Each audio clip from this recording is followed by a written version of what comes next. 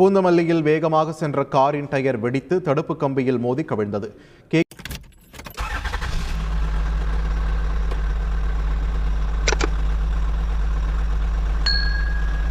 Hi ஃபோக்ஸ், நான் உங்கள் சாலை நிசாம், பேக் அண்ட் ஜோன் கார் ஒர்க் ஷாப் வந்து ரிகார்டிங் இந்த வீடியோ பார்த்தீங்கன்னா கார் யூஸ் பண்ணுற எல்லாரும் அவசியமாக தெரிஞ்சிக்க வேண்டிய ஒரு சேஃப்டி ஆஸ்பெக்ட்.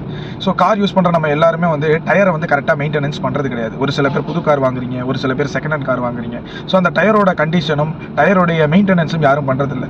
ப்ராப்பராக ஒரு புது டயர் வாங்குகிறோம் ஒரு வண்டிக்கு அப்படின்னு பார்த்தீங்கன்னா அந்த டயர்னுடைய வேலிடிட்டி பார்த்தீங்கன்னா 3 years to 5 years, அதாவது 3 வருஷத்துலேருந்து 5 வருஷம், இல்லைனா உங்களுக்கு வந்து 30,000 கிலோமீட்டர் 40,000 கிலோமீட்டர் வரைக்கும் நார்மலாக யூஸ் பண்ணலாம்.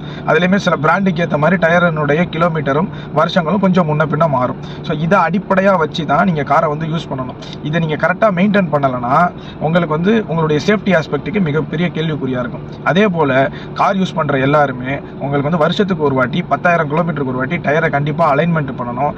டயரினுடைய தேய்மானங்களை பார்த்துட்டு அதுக்கேற்ற மாதிரி டயரை ரொட்டேஷன் பண்ணி போடணும். இதெல்லாம் நீங்கள் கரெக்டாக மெயின்டைன் பண்ணாமல் கார் யூஸ் பண்ணிங்கன்னா ரோட்டில் இருக்கிற சின்ன சின்ன ஷார்ப்பான ஆஸ்பெக்ட், அதாவது சின்ன சின்ன கல் ஆணிகள் இதெல்லாம் குத்துச்சுன்னா ரன்னிங்கில் டயர் பஸ்ட் ஆகி உங்களுக்கு வந்து ஒரு மிகப்பெரிய அசம்பாவிதம் ஏற்படுறதுக்கான வாய்ப்பு இருக்குது. அதை ப்ரிகாஷனாக சொல்கிறேன், அதை நீங்கள் வந்து தவிர்த்துக்குங்க. அதுவும் இல்லாமல் உங்களுக்கு அந்த ஆபத்து ஏற்பட்டு எதிர்த்தாப்பில் வர்றவங்களே நம்ம போய் இடிச்சிடுறோம், அவங்களுக்கும் ஆபத்தை நம்ம விளைவிக்கிறோம். ஸோ இதை மனசில் கொண்டு டயர் மெயின்டெனன்ஸுங்கிறது மிக அத்தியாவசியமான ஒன்று ஃபார் யுவர் சேஃப்டிக்கு வந்து பார்த்துக்குங்க.